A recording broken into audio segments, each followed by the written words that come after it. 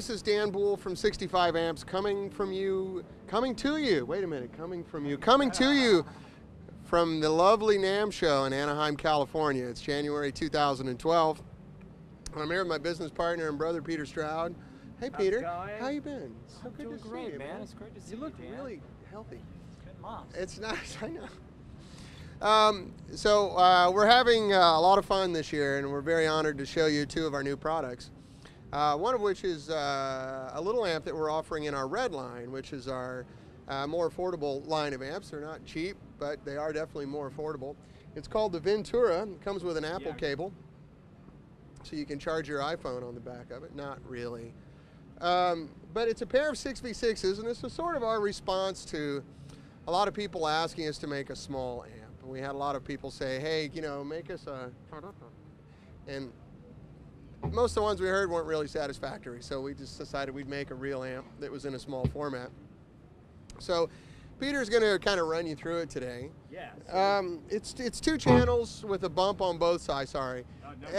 Two channels with a bump on both sides, so you can start from very clean and go up to a really nice, rich, saturated sound. And it sounds surprisingly huge for a little amp. So take it away, man.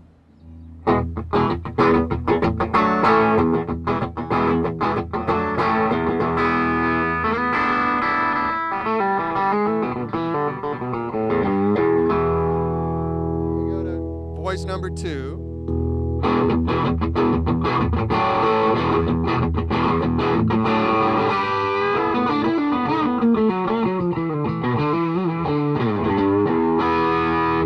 Then we go all the way up to nice raunch and roll.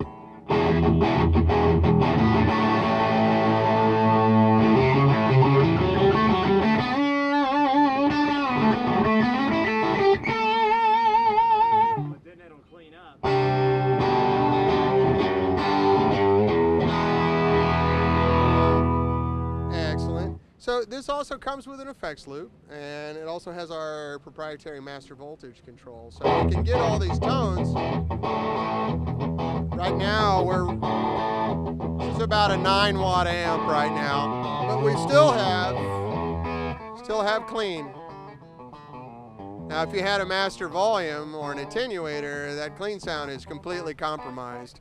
So with this setup, you still have nice responsive vocabulary. And there's the number 2 voice again. All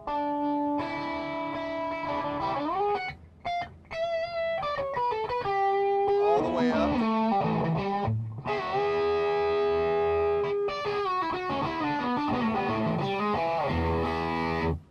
And just for contrast, to bring it back.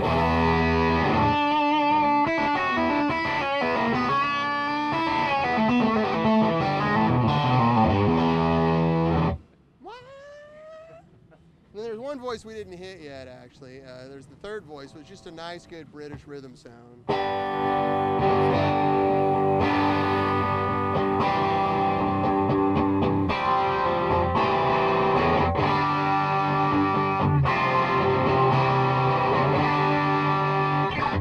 For the second amp we're going to show you today is our Empire, and this is one that Peter actually had a lot of input on, and he drove this project for years.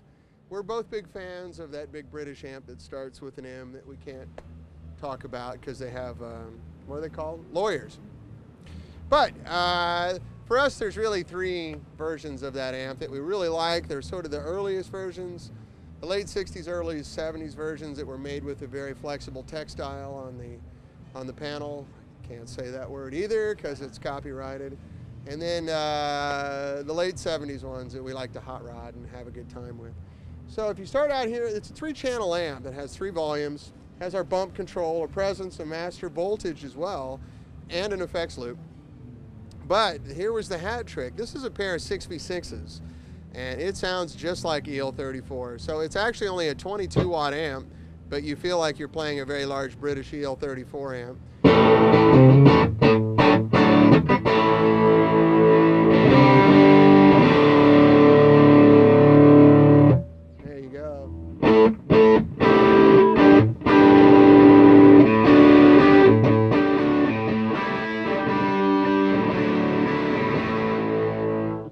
Peter's on channel 2 there, so that's sort of a late 60s, early 70s kind of vibe.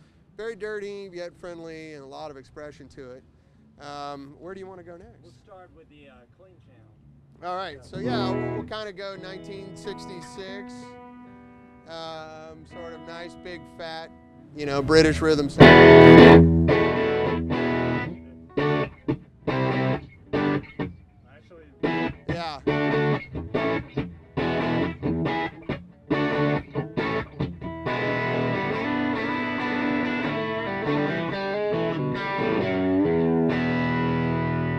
There you go. That's a pair of 6V6s, the same tubes that are in little bitty amps made in Southern California that start with an F.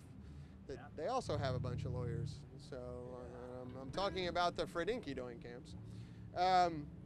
And so yeah, he's up on channel 2 now, so you can transition through all this on a foot switch.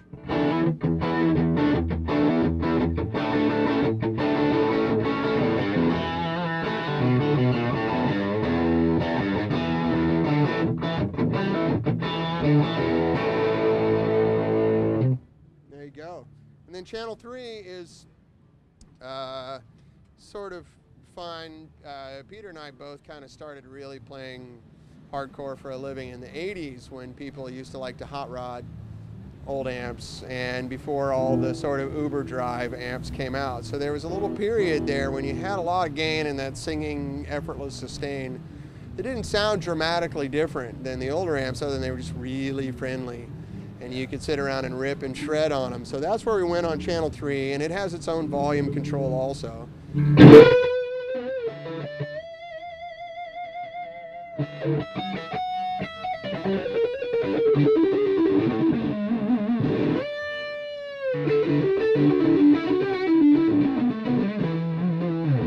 Yeah, man.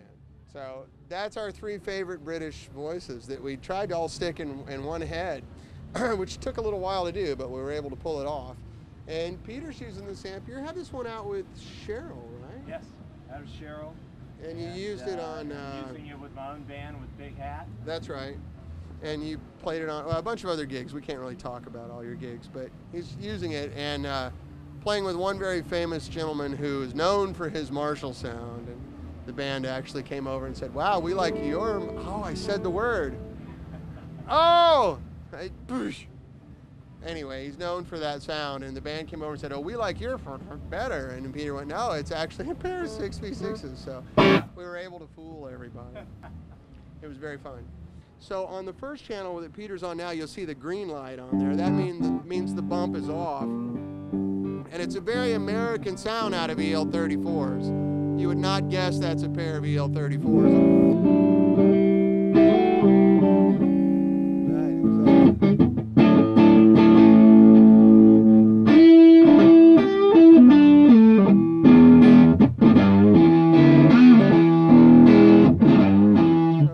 Up to the next, if you hit the bump on that.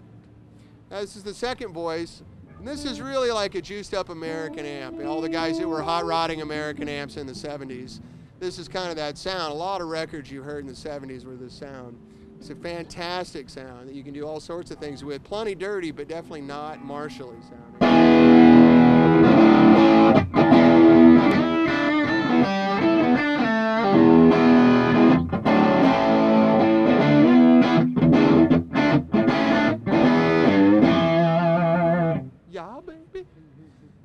And then so we go over to channel 2 with the bump on. Now this is full on EL34 raunch.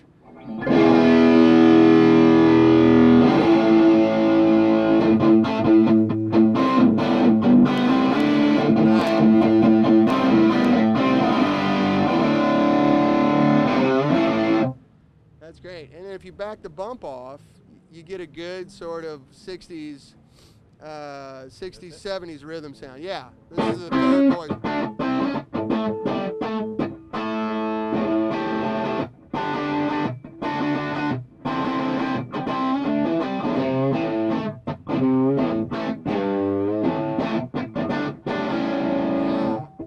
So you see a lot of versatility there, and it's EL34, so it's, in my understanding, I don't let Peter talk at all, do I?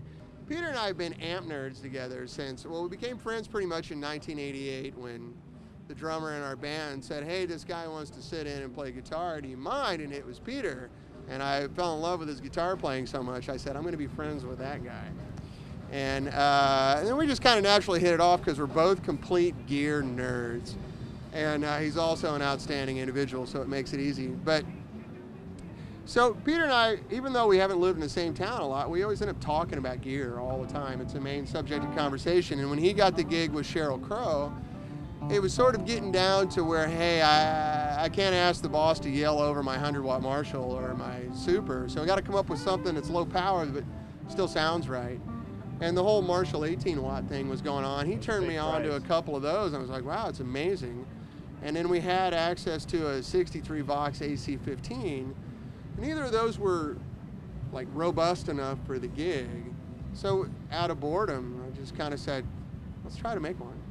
And we put the first amp together, which was our London, which I think there's one right there. And we made one for Peter. Peter and I. Complete with the macadamia nuts. Complete with macadamia nuts. So we made the first one, we worked on it for about a year and a half. And Peter took it to a rehearsal.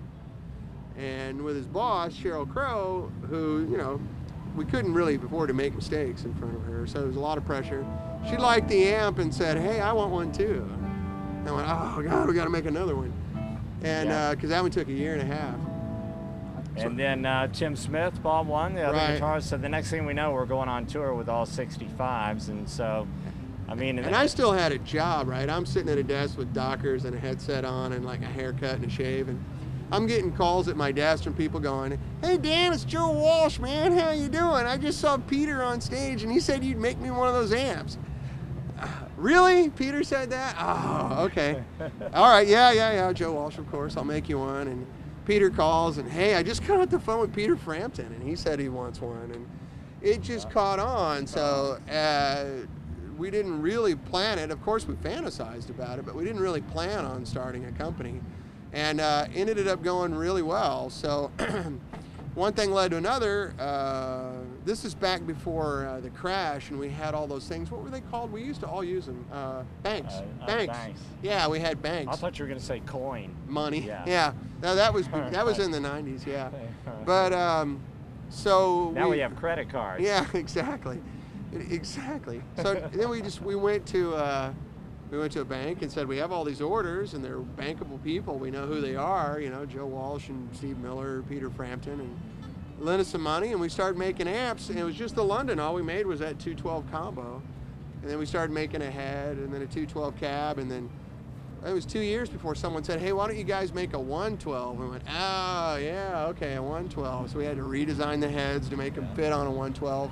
And then we just started fantasizing like, hey man, wouldn't it be great to have an amp with this on it and that on it? And you know, Sheryl needs me to do this on my gig. I need to switch from this sound to that sound. And a lot of input from other guys on the road. Yeah, we started making amps like making records. It seemed to be about an amp a year. It was like, all right, I hear something, I hear a sound. Right. And we just chase it down. And we're still complete gear queers. So like Peter would call me and go, hey man, I just bought this really old Ampeg and it's really cool. Check this out. And I'm like, oh yeah, I know that sound. And you know, so that's how the Stone Pony came about. We decided to do 7591s because Peter was really feeling these amps. I'm like, yeah, let's try it.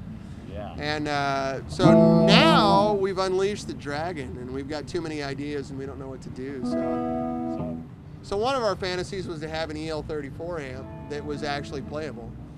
And you know, the first iteration of that was the Empire, even though it's 6v6s, it sounds just like EL34s. And then let's tackle the challenge of actually making EL34s usable, which they're not. Next year we're going to make blenders, right?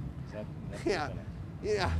I was thinking about putting an iPod dock on all the amps, you know, so you could charge your phone. Anyway, so that's sort of the history of 65. You know, Peter and I are, you know, he's the closest thing I have to a brother, and we've been doing this together forever, so it's really fun. And we get to just exercise the inner nerd. Yeah, that's right. It's very good. Stay tuned. Yeah. Thank you very much. All right. So anyway, thanks for spending some time with us. And feel free to get a hold of us through 65amps.com. Facebook page, we have a 65 Amps Facebook page, my Facebook page, Dan Boul, B-O-U-L. Peter Stroud, S-T-R-O-U-D. We're all on Facebook. We also have a weekly web show on Ustream where I talk and take questions. Every Wednesday Pacific time lunch. Yeah, noon Pacific every Wednesday. They're also all recorded so you can watch them, which means you can fast forward through all the nonsense, which is great. But anyway, cheers from NAMM 2012. Take care.